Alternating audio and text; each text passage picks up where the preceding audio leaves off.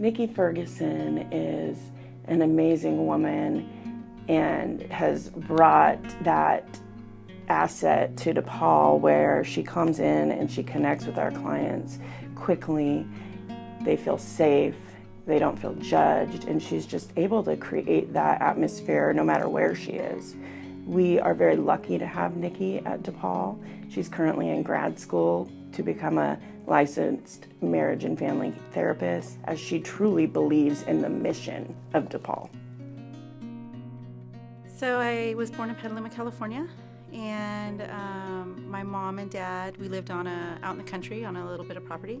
My mom and dad got divorced when I was about 4 or 5, so it was just my mom and then this new guy. His name's Manuel, but I referred to him a lot as the monster.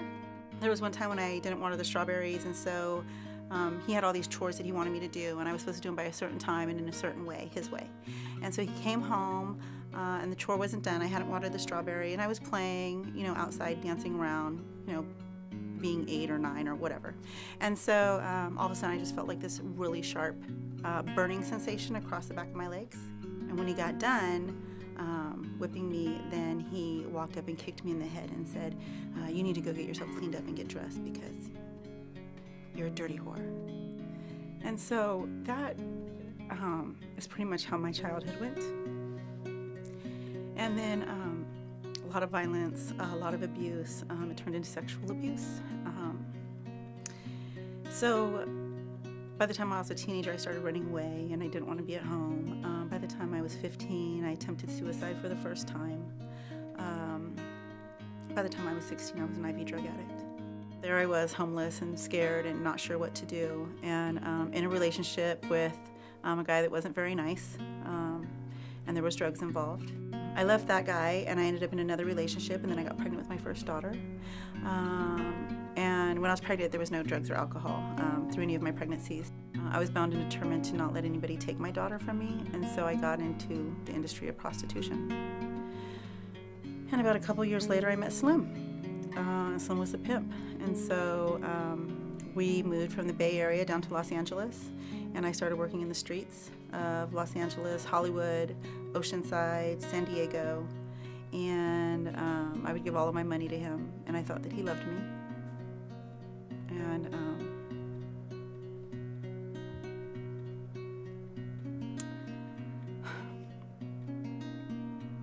I got pregnant with my second daughter. And at 8 months pregnant, I would drive from Oceanside to Hollywood to go work on Sunset Boulevard. And to me, it was about survival. It was what I had to do. I couldn't tell him that I wasn't going to work. I had nowhere to go. I had no family. I had nothing. And so when you're living in a world believing that there's something so wrong with you, you spend all of your energy trying to fix out something that's wrong with you. So I was funnier when I was drinking, and I was skinnier when I was using meth. And when I was with a pimp that was taking all my money from me, he told me I was beautiful, and it made me feel like I was worth something. And then I went to prison, and when I came home from prison, I had a federal probation officer that said she referred me over to counseling.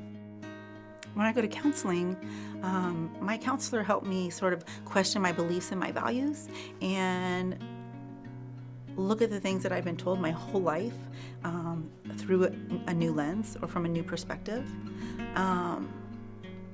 And we just started chipping away at this stuff that I had bought into my whole life. The things that my stepfather said, and I see myself as an awful person, and she helped me see myself as a survivor. I see myself as being stupid. She showed me where I was really smart. I thought of myself as a bad person that did terrible things.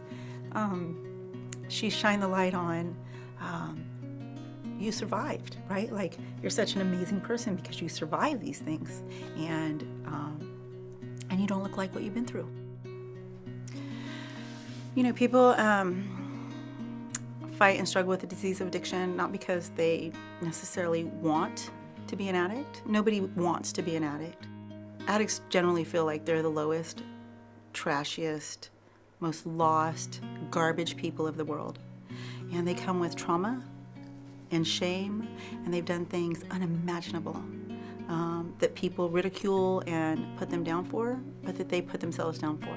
Some of their truths they can barely live with. DePaul is a place that provides counseling. It lets them heal.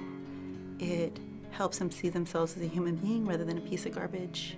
When people donate to an organization like DePaul, it allows people like me to change their lives. I was a prostitute. I worked on Sunset Boulevard.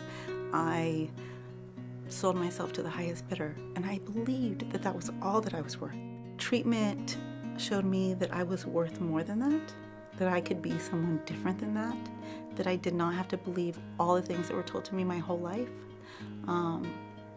that words are very, very hurtful, but that there are people that will support you and help you and teach you and guide you and show up for you.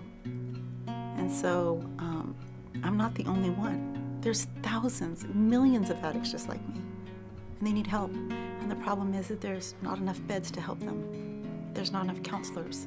There's not big enough agencies. So when people donate money, it's not necessarily to an organization like you're saving a life. You're reaching out a hand. You're saying you don't have to hurt anymore. You don't have to suffer anymore. And I believe in you.